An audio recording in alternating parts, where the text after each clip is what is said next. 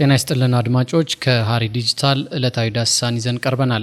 በጤና ባለሙያዎች ተቃውሞ የሱዳን ህዝቦች ነጻነት ንቅናቄ ተቃዋሚ ቡድን በጋምቤላ አንዲት ትንሽ ቀበሌ የተቆጣጠረበትና በአማራና ኦሮሚያ እየተካሄደ ካለው ጦርነት ጋር በተያያዘ እንዲሁም የምርጫ ቦርድና የህወሓት ፍጥጫ ባለፉት 30 ቀናት በኢትዮጵያ የፖለቲካዊ አውድ ክስተቶችና ሌሎች ርዕሰ ጉዳዮችን እንደሚከተለው አሰናድተናል። አብራችሁን ቆዩ።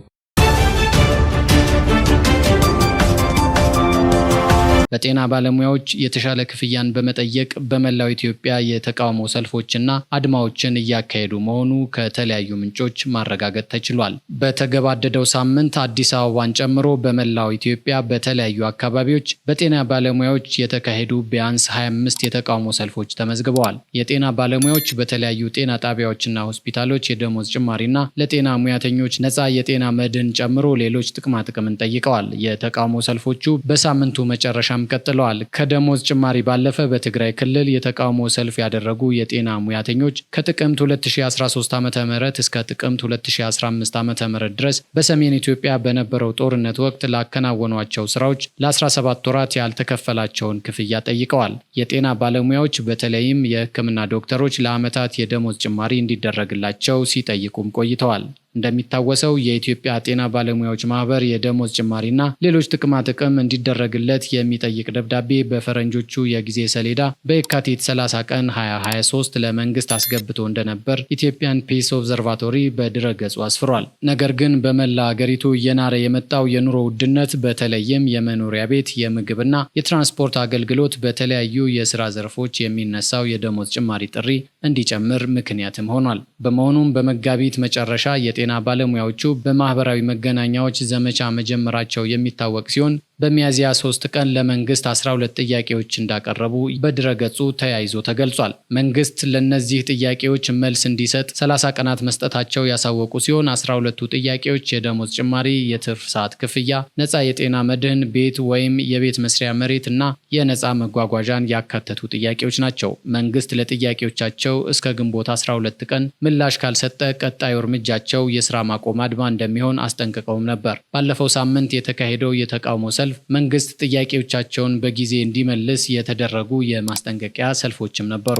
የጤና ሚኒስትሯ ዶክተር መቅደስ ዳባ የሕክምና ባለሙያዎች በግልጽ ላቀረቡት አቤቱታ በሰጡት ምላሽ በቅርቡ የጸደቀው አዋጅ ቁጥር 1362/2017 የጤና ባለሙያዎችን የረጅም ጊዜ ችግሮች የሚፈታ መሆኑን ተናግረዋል። ይህ አቋም ግንቦት 4 ቀን በጤና ሚኒስቴር በድጋሚ የተገለጸ ሲሆን መንግስት በሰኔ ወር በሚጀምረው የበጀት ዓመት የጤና በጀቱን ለማሳደግ መዘጋጀቱና በአዲሱ አዋጅ ላይ የተመሰረቱ ቀጣይ ማሻሻያዎች እንደሚደረጉ ገልጸዋል። የሚኒስቴር መስሪያ ቤቱ የህዝብ ግንኙነትና ጤና ኮሚኒኬሽን ጉዳዮች ኃላፊ ዶክተር ተገኔ ረጋሳ የጤና ባለሙያዎች ያነሱት ጥያቄ ተገቢ መሆኑን አምነው ሚኒስቴር መስሪያ ቤቱ የሚቀበላቸው መሆኑን በመግለጽ በአጭር ጊዜ፣ በመካከለኛና በረዥም ጊዜ እቅድ ለመፍታት መታሰቡን ተናግረዋል። ኃላፊው መንግስት በቅርብ ጊዜ ለጤና ባለሙያዎች የደሞዝ ጭማሪ ማድረጉን ጠቁመው ከተለያዩ ክልሎችና ከተማ አስተዳደሮች ጋር በመቀናጀት ለሰራተኛው የመኖሪያ ቤት መስሪያ ቦታ ለማሰጠት እየተነጋገረ መሆኑን ገልጸዋል። በዚህ የመንግስት ምላሽ ግን ብዙ የጤና ባለሙያዎች አይስማሙበትም።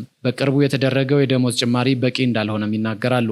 ሰራተኞቹ እንደሚሉት መንግስት ጥያቄያቸውን አንድ በአንድ ባለመመለሱ ምክንያት በግንቦት 5 ቀን የአንድ ሳምንት ከፊል የስራ ማቆም አድማ መጀመራቸውን ያሳወቁ ሲሆን በዚህ የከፊል ስራ ማቆም አድማ ወቅት አገልግሎት የሚሰጡት ለአደጋ ጊዜና ለከፍተኛ ሕክምና እንዲሁም ለእናቶችና ህጻናት ብቻ ነው። የጤና ሚኒስቴር ለእያንዳንዳቸው 12 ጥያቄዎች በሳምንቱ መጨረሻ ግልጽ ምላሽ ካልሰጠ ሙሉ የስራ ማቆም አድማ ለማድረግ መዘጋጀታቸው በተለያዩ ማህበራዊ መገናኛዎች ሲገልጹ ታይተዋል። የተለያዩ የፖለቲካ አንቂዎችና ፖለቲከኞች የጤና ባለሙያዎችን ጥያቄ እያስተጋቡ ቢሆንም የጤና ሙያተኞችና ማህበሮቻቸው ፖለቲከኞች እንቅስቃሴያቸውን ከመቀላቀልና ጥያቄያቸውን ወደ ፖለቲካ ዘመቻ ከመቀየር እንዲቆጠቡ ጠይቀዋል። ከሚያዝያ 29 ቀን ጀምሮ በአዲስ አበባና በአገሪቱ የተለያዩ ክልሎች ከዚህ እንቅስቃሴ ጋር በተያያዘ መንግስት ቢያንስ 80 ዶክተሮችን በቁጥጥር ስር ያዋለ ሲሆን በዚሁ አድማ ላይ የተሳተፉ የሕክምና ባለሙያዎች በስራ ገበታቸው ተገኝተው መደበኛ ስራቸውን እንዲቀጥሉ አሳስቧል።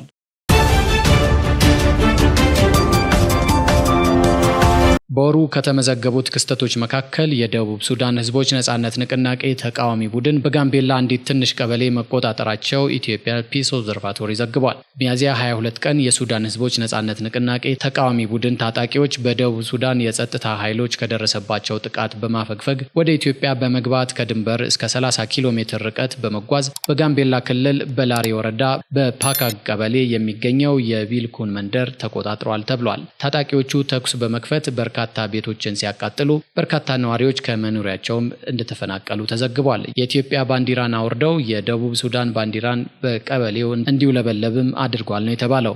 በማግስቱ ሚያዝያ 23 ቀን የሱዳን ህዝቦች ነጻነት ንቅናቄ ተቃዋሚ ቡድን ታጣቂዎች በላሬ ወረዳ ባልታወቀ ቦታ ከክልሉ ፖሊሶች ጋርም እንደተዋጉ ይኸው መረጃ አክሏል። በዚህም በደርዘን የሚቆጠሩ ፖሊሶችና የላሬ ወረዳ አስተዳዳሪ እንደቆሰሉም ተዘግቧል። አስተዳዳሪው ወደ አካባቢው የተጓዙት የተፈናቀሉትን ነዋሪዎች ለመጠየቅና የድንበር ሁኔታን ለመገምገም እንደነበርም ነው የተጠቀሰው። የመንግስት የጸጥታ ኃይሎች ተጨማሪ ጉዳት እንዳይደርስ ከታጣቂዎቹ ጋር ከመዋጋት እንደተቆጠቡ ይኸው ዘገባ ገልጿል። በደቡብ ሱዳንና በጋምቤላ የሚኖሩት ብሔረሰቦች አብዛኞቹ ተመሳሳይ በመሆናቸው በእነዚህ አካባቢዎች ያለው የፖለቲካ ውጥረት ድንበር አቋርጦ የመሄድ አዝማሚያ አለውም ነው የተባለው። መንስኤውም በተቀዳሚ ምክትል ፕሬዚዳንት ሪያክ ማቻር የሚመራው የሱዳን ህዝቦች ነጻነት ንቅናቄ ተቃዋሚ ቡድን በየካቲት ወር መጀመሪያ ላይ የጸጥታ ኃይሎች ከተቃዋሚ ቡድን ጋር ግንኙነት ያላቸውን የፖለቲካና ወታደራዊ ግለሰቦች ላይ ያነጣጠረ እስር እየፈጸመ ነው በማለት ከከሰሰ በኋላ ጀምሮ በደቡብ ሱዳን ፕሬዚዳንት ሳልቫኪርና ተቀዳሚ ምክትል ፕሬዚዳንት ሪያክ ማቻር መካከል ያለው ውጥረት ተባብሶ ቀጥሏል። ይህ የፖለቲካ አለመረጋጋት ከመጋቢት 23 እስከ ሚያዝያ 22 የተደረጉ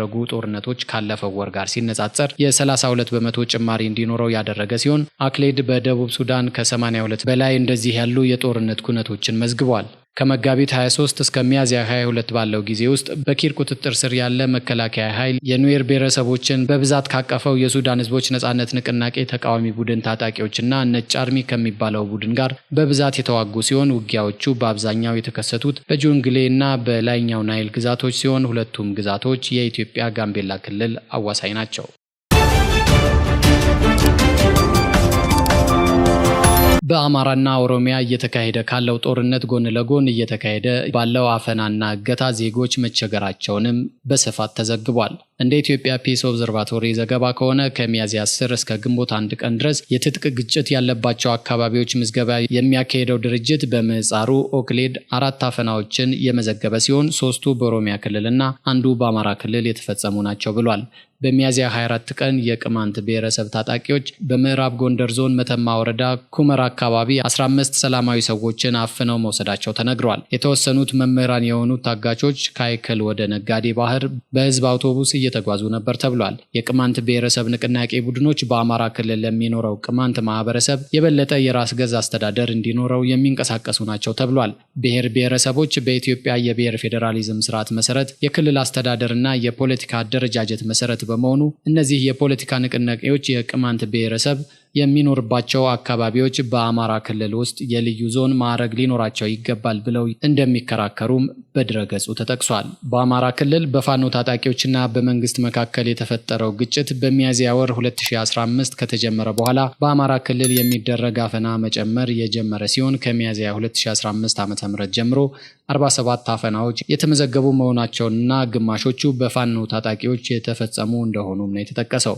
አክሌድ በቅማንት ታጣቂዎች የተፈጸሙ 6 አፈናዎችን መዝግቧል። እነዚህ አፈናዎች እየተካሄዱ ያሉት ግጭት እየተደረገ ባለበት ጎን ለጎን ሲሆን የሚደረጉት ለኢኮኖሚ ጥቅም ወይም የታጠቁ ቡድኖች ከመንግስት ጋር የሚያደርጉት ትግል ጋር የተያያዘ ሊሆን ይችላልም ተብሏል። ምክንያቱም አንዳንድ ጊዜ እነዚህ አፈናዎች የአካባቢ ባለስልጣናት ላይ ያነጣጠሩ በመሆናቸውም ነው ብሏል። የፋኖ ታጣቂዎችና የጸጥታ ኃይሎች በክልሉ የሚያደርጉት ውጊያ የቀጠለ ሲሆን አብዛኞቹ ጦርነቶች የተመዘገቡት በምዕራብ ጎጃም ዞን ነው። በኦሮሚያ ክልል የፋኖ ታጣቂዎች የኦሮሞ ነጻነት ሰራዊት ኦነግ ሸኔ በመንግስት እና ማንነቱ ያልታወቀ የታጠቀ ቡድን አፈናዎችን እንደፈጸሙ ተነግሯል። ሚያዝያ 19 ቀን ማንነታቸው ያልታወቁ የታጠቁ ኃይሎች ከአቦምሳ ወደ አዳማ ይጓዝ የነበረን የህዝብ ማመላለሻ ተሽከርካሪ በአርሲ ዞን አቦምሳ ከተማ አቅራቢያ በሚገኘው ክሬሸር በሚባል መንደር በማስቆም ቁጥራቸው በውል ያልተገለጸ መንገደኞችን አፍነው ወስደዋል። ከሳምንት በኋላ ሚያዝያ 26 ቀን በምስራቅ ወለጋ ዞን በጊዳ አያና ወረዳ ዲቾ ቀበሌ ዘመናዊ መሳሪያ የታጠቁ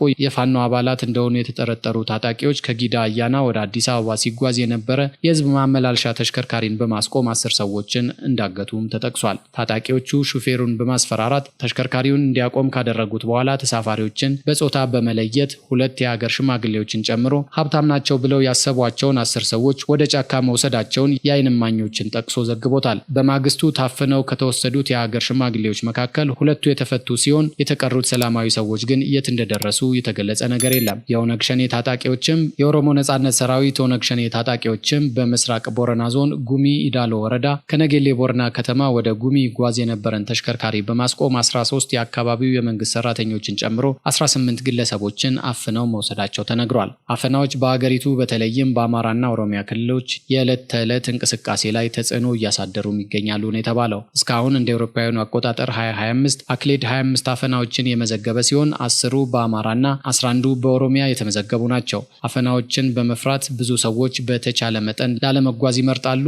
መጓዝ ካለባቸውም ብዙ ጊዜ የአየር በረራዎችን የሚመርጡ ሲሆን ይህም ከተለመደው የህዝብ መጓጓዣ የበለጠ ውድ መሆኑን ኢትዮጵያን ፒስ ኦብዘርቫቶሪ ዘግቧል።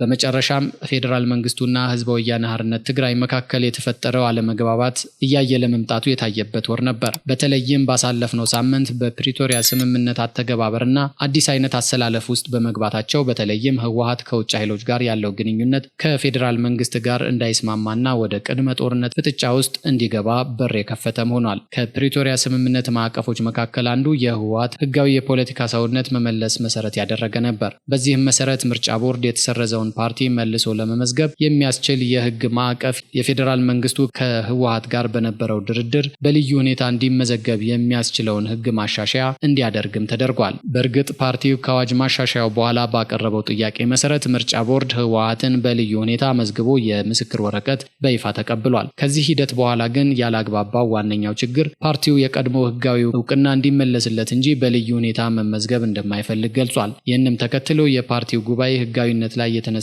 ጥያቄና በፓርቲው የፖሊት አባላት ውስጥ የተፈጠሩ ግጭቶች ለችግሩ መባባስ ላቅ ያለ ሚና ነበራቸው። በዚህም ብሔራዊ ምርጫ ቦርድ ባወጣው መግለጫ ፓርቲው የተጣለበትን የህግ ግዴታ ለመወጣት ፈቃደኛ አልሆነም ብሏል። በመሆኑም ህወሓት ከግንቦት 5 ቀን 2017 ዓ.ም ጀምሮ ከፖለቲካ ፓርቲነት የተሰረዘ መሆኑን አሳውቋል። ከዚሁ ጋር በተያያዘ የትግራይ ጊዜያዊ አስተዳደር የጸጥታ ቢሮ ፌዴራል መንግስቱ የቀድሞውን የጊዜያዊ አስተዳደር ርዕሰ መስተዳድር ጌታቸው ረዳን በመጠቀም የፕሪቶሪያውን የግጭት ማቆም ስምምነት በመጣስ ላይ ይገኛል በማለት ከሷል። የመንግስት አካሄድ በስምምነቱ የተገኙ ስኬቶች ሊቀለብስ ይችላል በማለት ያስጠነቀቀው ቢሮ መንግስት አካሄዱን መልሶ እንዲያጤንም ጠይቋል። ቢሮ ጌታቸው በትግራይ ጸጥታ ኃይል ይሰነዝሩታል ያለው የስም ማጥፋት ዘመቻ ቀይ መስመር አልፏል በማለትም ክስ አቅርቧል።